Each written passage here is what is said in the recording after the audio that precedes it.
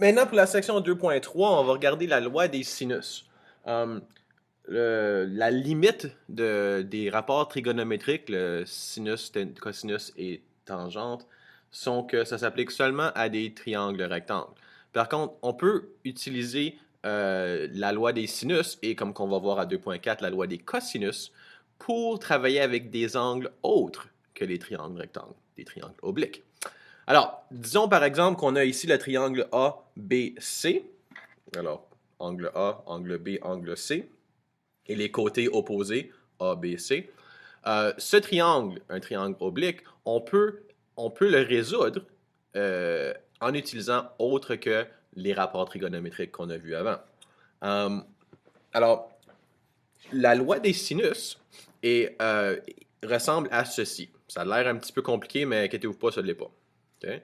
Euh, donc, le côté gauche et le côté droite, c'est la même ici, là. Ce que vous voyez ici, puis ce que vous voyez ici, c'est la même chose, juste écrit à l'envers.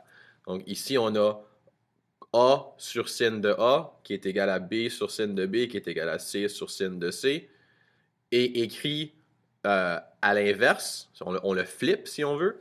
Sin de A sur A est égal à sin de B sur C est égal à sin de C sur C. Ça, c'est la loi des sinus. Maintenant, qu'est-ce que ça veut dire? Eh bien, ça veut dire que si tu prends le côté A et tu le divises par le sinus de l'angle A, ça va te donner la même chose que le côté C divisé par le sinus de l'angle C, qui va être la même chose que le côté C divisé par le sinus de l'angle C. Okay? Donc, le rapport côté sur sin de l'angle, côté sin de l'angle, côté sin de l'angle, c'est toujours égal. Puis tu peux utiliser ça pour résoudre des triangles obliques.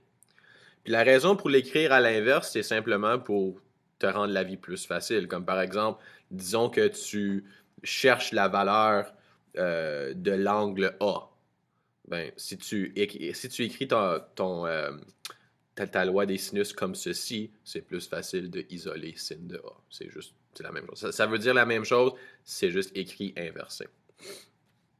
Maintenant, euh, tu veux utiliser la loi des sinus quand tu connais